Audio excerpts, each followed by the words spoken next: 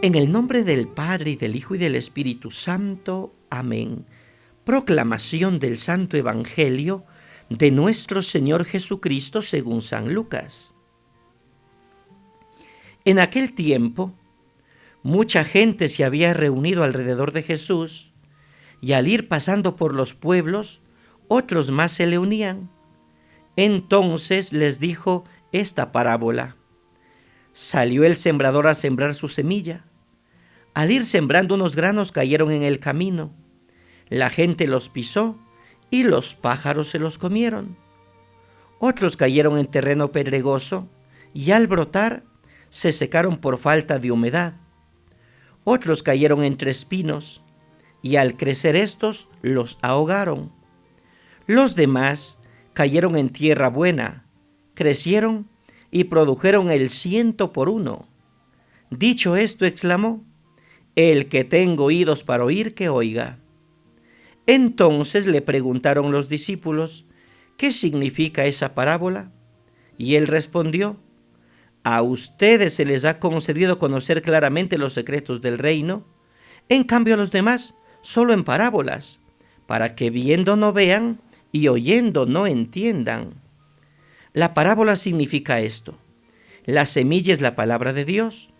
Lo que cayó en el camino representa a los que escuchan la palabra de Dios, pero luego viene el diablo y se la lleva de sus corazones para que no crean ni se salven. Lo que cayó en terreno pedregoso representa a los que al escuchar la palabra la reciben con alegría, pero no tienen raíz. Son los que por algún tiempo creen, pero en el momento de la prueba fallan.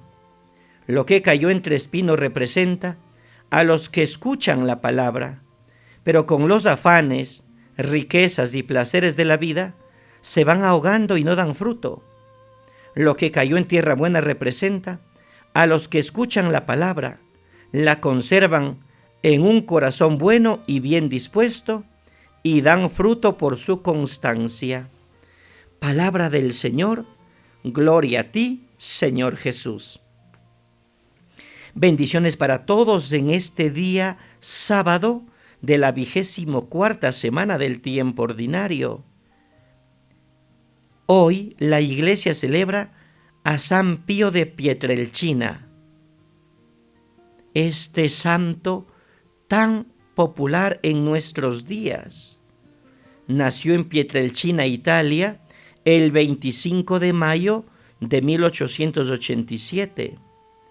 En 1903, con el hábito capuchino, recibió su nuevo nombre, Fray Pío de Pietrelcina, porque su nombre original es Francisco Forgione.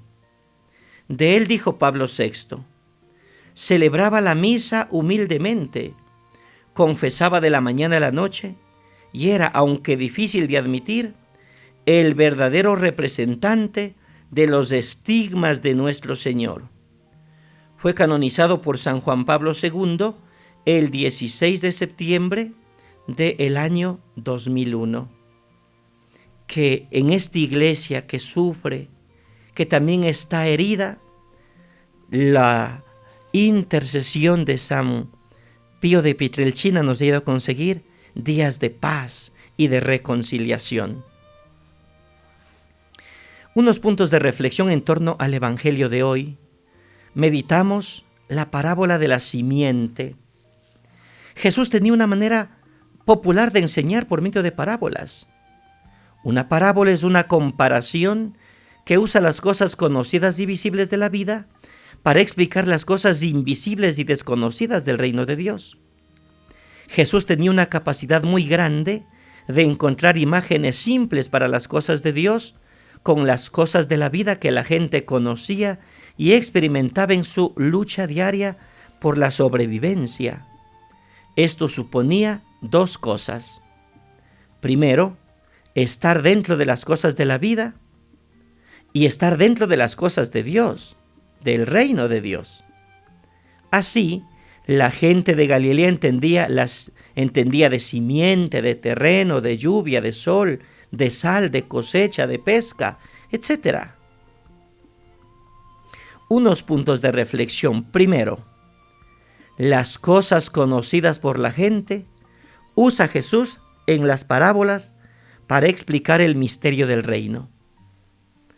El agricultor que escucha dice: simiente en el terreno, yo sí sé lo que es eso, pues esa es mi vida, de eso vivo.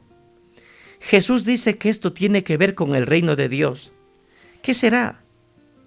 Y es posible imaginar las largas conversaciones de la gente.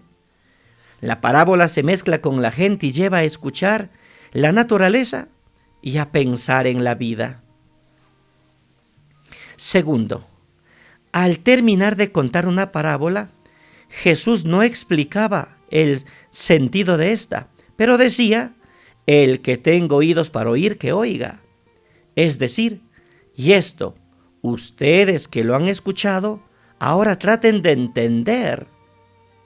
De vez en cuando explicaba, pero solo para sus discípulos.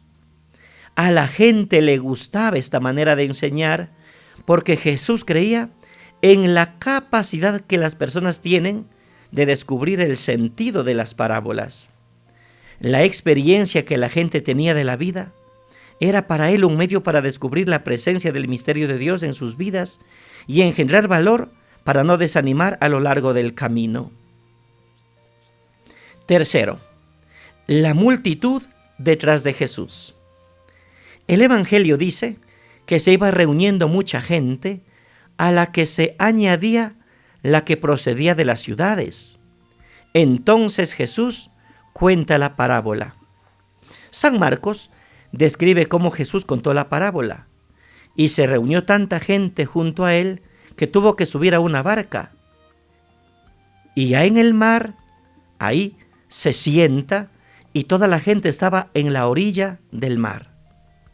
Cuarto, la parábola de la simiente retrata la vida de los campesinos. En ese tiempo no era fácil vivir de la agricultura. El terreno era muy pedregoso, había mucho matorral, poca lluvia, mucho sol. Además de esto, muchas veces la gente acortaba el camino y pasando por en medio del campo pisoteaba las plantas. Sin embargo, a pesar de todo esto, cada año el agricultor sembraba y plantaba, confiando en la fuerza de la simiente y en la generosidad de la naturaleza y en la providencia de Dios. Quinto, quien tenga oídos para oír, que oiga. Jesús termina la parábola con esta frase: el camino para llegar a comprender la parábola es la búsqueda. Traten de entender. La parábola no entrega el significado de inmediato, pero lleva a la persona a pensar. Le lleva a descubrir el mensaje desde la misma experiencia que tiene la persona de la simiente. Despierta la creatividad y la participación. No es una doctrina que ya viene pronto para ser enseñada y decorada.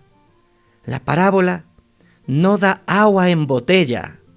Hay que ir a la fuente a buscar el agua y beber de allí. Sexto, Jesús explica la parábola a sus discípulos. En casa, a solas con Jesús, los discípulos quieren saber el significado de la parábola. Jesús respondió por medio de una frase difícil y misteriosa. Dice a sus apóstoles: a ustedes se les ha dado a conocer los misterios del reino de Dios. A los demás, solo en parábolas, para que viendo no vean y oyendo no entiendan. Esta frase hace que la gente se pregunte al final de la parábola: ¿para qué? ¿Para qué sirve? ¿Para aclarar o para esconder?